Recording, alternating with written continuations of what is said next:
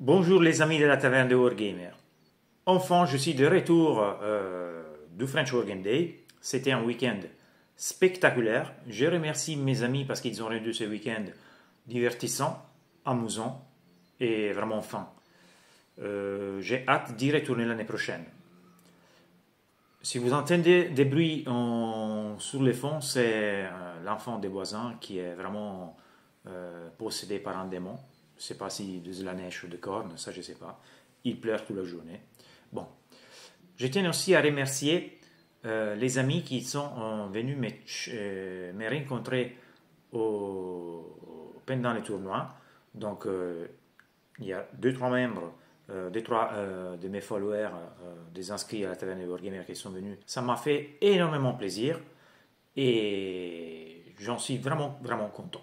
Donc, aujourd'hui, nous allons commencer la deuxième vidéo sur les règles du Warhammer 40 000, édition V10. La phase des mouvements. La phase des mouvements est la deuxième étape, la deuxième phase du rang de bataille. Nous pouvons bouger les figurines sur le terrain. Mais pour quelle raison nous pouvons choisir de bouger une unité ou de ne la pas bouger? Par exemple, nous pouvons choisir de bouger une unité pour la rapprocher à un objectif, par exemple. Ou encore se mettre à portée de l'aura d'un personnage pour pouvoir bénéficier après de son habilité. Comme on a vu dans la phase de commandement dans les vidéos précédentes, Guilliman, dans la phase de commandement, il peut choisir de donner +1 à l'objectif contrôle d'une unité, et ça pourrait être le cas. Ou encore, on peut bouger pour se rapprocher de l'ennemi pour avoir une charge. Ou encore, avoir une ligne de vue pour pouvoir tirer avec une figurine, un véhicule par exemple. Donc, voilà, ça c'est les raisons pour lesquelles on peut bouger. Aller chercher un couvert, se cacher dans la ligne de vue de l'adversaire. Donc voilà, les raisons pour lesquelles on peut bouger sont beaucoup. D'un l'autre côté, on a les raisons pour lesquelles on est intéressé à ne pas bouger. Ici, par exemple, je ne vais pas bouger parce que je vais rester à portée pas loin pour une charge. Ou disons que, par exemple, je suis engagé en corps à corps et je n'ai pas envie de bouger pour rester en corps à corps. Ou encore, par exemple, les armes lourdes, ils ont un bonus de +1 à la touche si on ne bouge pas. Donc, par exemple, je pourrais choisir de ne pas bouger avec eux pour pouvoir bénéficier de cette bonus. Ou parce que, par exemple, je suis déjà à portée d'un objectif et je vais rester en contrôle de l'objectif. Une autre raison pour laquelle, de temps en temps, je n'ai pas envie de bouger, c'est parce que je risque de me prendre une Overwatch, une tir en état d'alerte. Donc voilà, on a beaucoup de raisons pour bouger et beaucoup de raisons pour ne pas bouger. Mais déjà, comment faisons-nous le mouvement? Alors, chaque unité, il a ses propres caractéristiques. Donc, il a aussi la caractéristique de mouvement. Par exemple, pour les Eliminators, la caractéristique de mouvement, c'est 6. Donc, on bouge l'unité, on n'est pas obligé de les bouger dans la même direction. On va dire, il peut faire un mouvement bizarre, on va dire. Il bouge des 6. Donc, j'ai deux options. Soit je prends la partie frontale de le socle et je termine mon mouvement à 6 pouces, toujours en prenant la mesure de la partie frontale. Certains joueurs ils font cette erreur.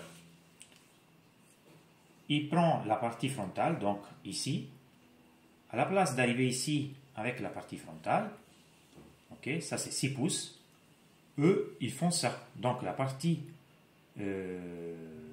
derrière du socle, c'est celle qui va arriver à 6 pouces. Mais non, là j'ai gagné 1,5 pouce. Donc soit je prends la mesure du bas, du derrière du socle et j'arrive à 6, comme ça. Donc, les 6 c'est ici, les 6 c'est ici. Ok? Soit, donc, je vous montre comme ça, vous avez un cas pratique. Si je prends l'arrière du socle ici, voilà, mon mouvement, ça termine ici. Donc, voilà, ça c'est où j'arrive avec mon mouvement de 6.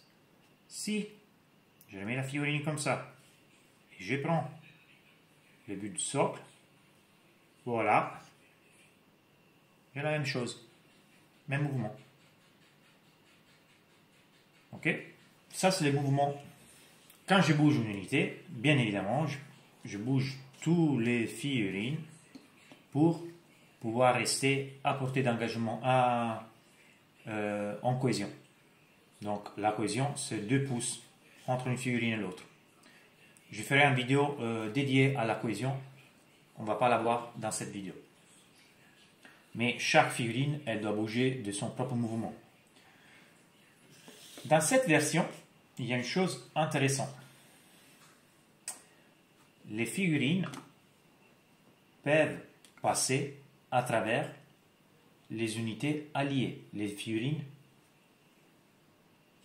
peuvent passer à travers les figurines alliées. Dans la version précédente, on aurait dû faire le tour. Ici, on peut passer à travers. Et même chose, c'est pour monstre ridicule. Je peux faire ça sans souci. Ok? Donc, les unités peuvent passer à travers les autres unités. Unique exception, unité alliée. L'unique exception, c'est ça. Je ne peux pas traverser avec un véhicule au monstre, un véhicule au monstre. Donc, le dread, il ne peut pas passer à travers Guilliman, et Guilliman ne peut pas passer à travers le dread, le Redemptor. Donc, les véhicules et monstres ne peuvent pas passer à travers les véhicules et monstres. Ça, c'est l'exception. L'infanterie, ici, peut passer, pour aller ici, directement à travers les murs. Donc, infanterie, bête et nouée peuvent traverser les murs, normalement, et ils peuvent passer à travers. Bon, ils font leur mouvement de 6, voilà. Ils arrivent ici. Ok. Eux, ils ont bougé comme ça. C'est facile, rien de compliqué. Mais qu'est-ce que ça arrive quand à devoir faire ce mouvement? C'est un véhicule ou un monstre. Dans ces cas-là, le Rédempteur bouge de 8, me semble. Je dois d'abord sortir et après faire le mouvement. Donc, je vois que je peux arriver ici avec 4 des mouvements. Donc, je bouge de 4, je sors du décor. J'ai encore 4 des mouvements et je fais mon 4 des mouvements. J'arrive ici. Ok? Ça, c'est comme on bouge. On ne peut pas, je vois des fois où les joueurs font ça. Certains, ils font comme ça. Ils mesurent comme ça. Voilà, ça c'est 8. Ça c'est 8. Et je bouge comme ça. Non, ça ne fonctionne pas comme ça. On doit considérer la taille du socle. Donc si moi je bouge de 8, je ne peux pas faire ça et bouger de 8. Ah voilà, 8 c'est là et j'arrive là-bas. Non. On prend bien les mesures. On sort avec les véhicules, les socles ou la figurine. Et on fait notre mouvement propre. D'accord? Je vous le remonte encore une fois. Avec les rhinos qui bougent de 10, il me semble 12, peu importe. J'ai fait 5. J'arrive ici. Je décide de bouger des 5 comme ça. Je peux bouger en diagonale. C'est moche, mais c'est faisable. Donc, je bouge encore de 5. Il me semble que le rhino, il a un mouvement de 2. Voilà. Ça, c'est le mouvement pour sortir. Ok? C'est embêtant. On perd beaucoup de mouvements, mais c'est comme ça que fonctionnent les mouvements. Par exemple, si vous voulez tourner la figurine, ce mouvement d'ici, ici. Donc, si cette partie, je la porte ici, je dois mesurer. Donc, par exemple, d'ici, ici, ça me fait 4. Voilà. Ça, c'est un mouvement qu'il faut compter dans les mouvements. Donc, c'est bien important de prendre les directions de d'où on veut placer nos unités. Donc,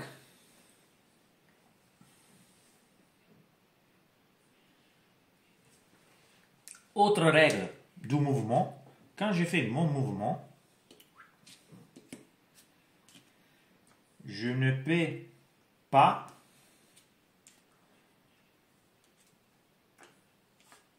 faire un mouvement entre un pouce d'une unité ennemie. Donc, si je fais ce mouvement, il faut que je me tienne à distance, au-delà de la distance d'engagement. Donc, la distance d'engagement, c'est 1 pouce. Donc, il faut que je passe au-delà d'un pouce. Je ne peux pas faire les mouvements, ça ne veut même pas m'arrêter. Faire les mouvements, ça veut dire que si moi, je vais passer par ici, par exemple, avec eux, ici, je ne pourrais pas.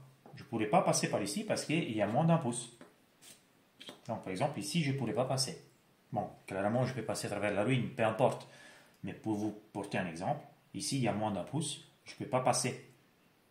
Et bien évidemment, je ne peux pas m'arrêter à moins d'un pouce d'une unité ennemie. Quel type de mouvement nous avons? Alors, nous avons les mouvements classiques, ce qu'on a vu dans ces derniers exemples, et c'est les mouvements indiqués avec une M dans la fiche technique de l'unité. Là, c'est mouvement 6. Voilà, c'est 6, donc normalement, je peux bouger jusqu'ici. Voilà, ça, c'est le mouvement classique. Voilà, typique. J'ai bougé.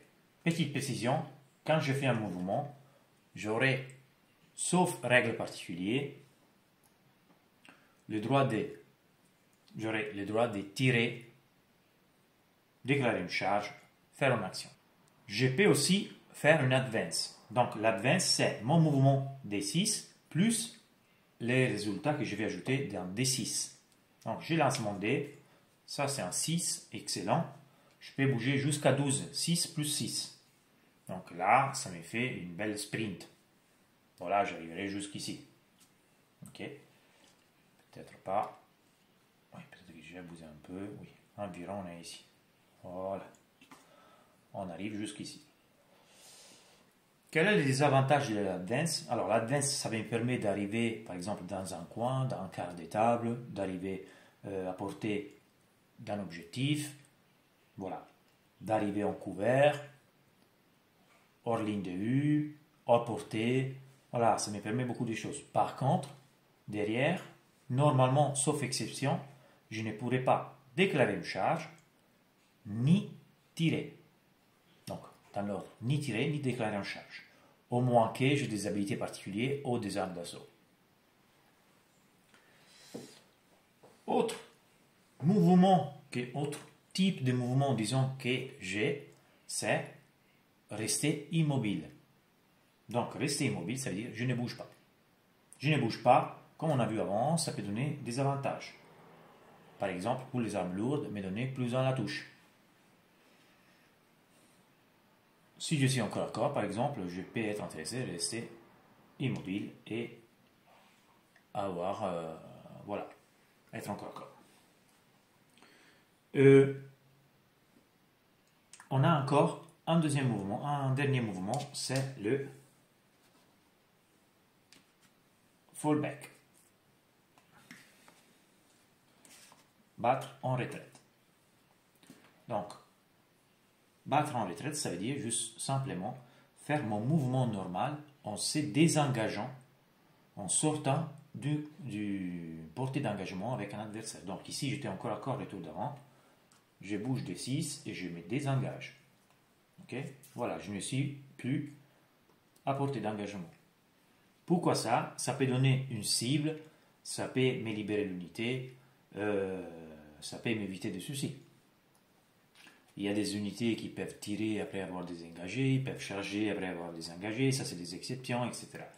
Quand on désengage, normalement on n'a pas les droits ni de tirer, ni de déclarer une charge d'après. Comme je dis, il y a des exceptions. Attention, si je suis ébranlé, ça c'est pas un fallback ou un mouvement de retraite, mais c'est plutôt une fuite désespérée. Il faut que je fasse un test. Donc si je suis ébranlé, on va voir la phase de commandement pour. Qu'est-ce que c'est une fuite désespérée? Je prends un dé pour chaque figurine de l'unité. Je lance 5 dés. Sur 1 et 2, une figurine elle meurt. Donc dans ces cas, c'est un très bon résultat. J'ai 1, 2, 3 cerfs qui meurent. C'est 1, 3 cerfs de bataille qui meurent. Donc sur 1 et 2, on a une figurine qui meurt. Donc imaginez-vous la gravité si je l'ai battu en retraite, par exemple ici avec mon prince démon, j'avais fait en 1. J'aurais perdu la figurine. Exception à cette règle, ce sont les unités qui envolent. Eux s'en fichent de faire un test d'une fuite de désespéré. Ils peuvent se désengager sans souci. Et les unités titanesques. Donc eux, ils peuvent se désengager sans faire de test de fuite désespérée. Je prends l'occasion pour vous montrer les unités qui volent. Alors, les unités qui volent ont l'avantage de pouvoir bouger en diagonale et passer à travers certains éléments.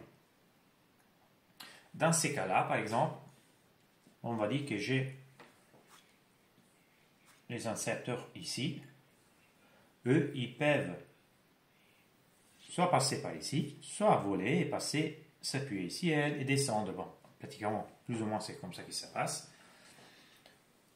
Les unités infanterie normales, ils auraient dû pratiquement arriver jusqu'ici, avec les mouvements monter et avancer jusqu'ici, et faire continuer leur mouvement pour arriver ici. Donc, comme vous voyez, ils auraient déjà dû faire, par exemple, une serre de bataille ici, auraient dû faire 2 de mouvement pour arriver en contact, plus encore 2 de mouvement pour arriver ici, et encore 2 de mouvement pour arriver ici.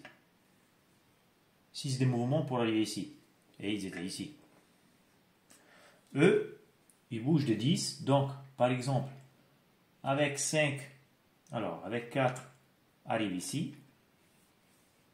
Donc, 5. Et après, ils peuvent encore faire 5. Donc, ils peuvent arriver ici. Voilà. Ça, c'est le mouvement de vol. Voilà. Pratiquement, ils font comme ça.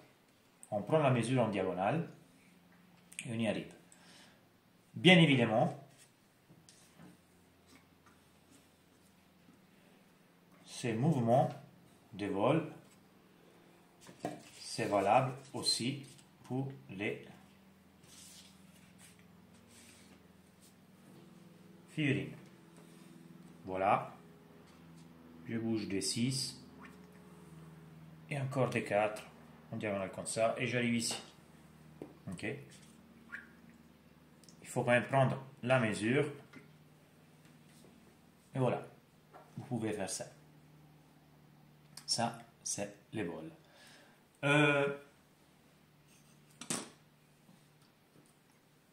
Autre élément des terrains qu'on va voir rapidement, c'est un terrain qui ne dépasse pas les 2 pouces. Ok?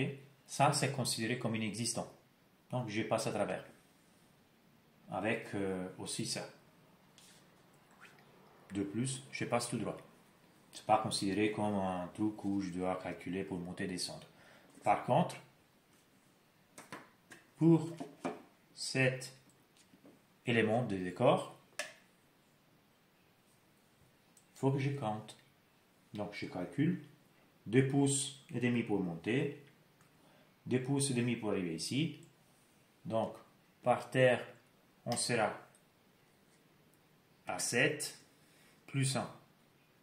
On va dire que plus ou moins on peut arriver ici. Bon, je n'ai pas fait les calculs précis, je m'en fiche. Mais c'est juste pour vous dire qu'ici, il faut faire les mouvements. Quand, si on était comme ça, les principalement aurait pu aller jusqu'ici. D'accord? Alors, pour ce qui concerne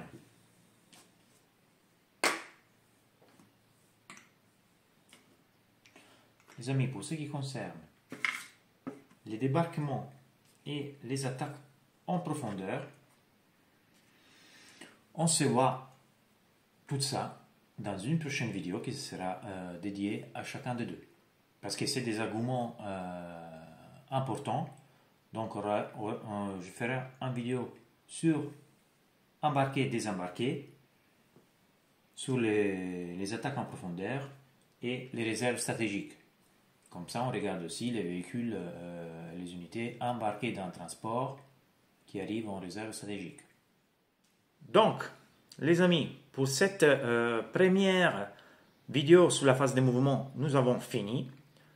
Prochainement, on va voir, je vais réaliser les vidéos, je vais publier les vidéos pour la phase d'embarquement, débarquement, donc les véhicules, et on va dire la phase des attaques en profondeur ou l'arrivée en réserve stratégique.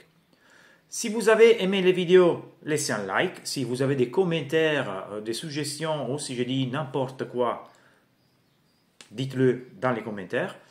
Si vous n'êtes pas encore inscrit à la taverne des Wargamers, faites-le. Et j'espère de vous revoir dans la prochaine vidéo. Ciao les gars!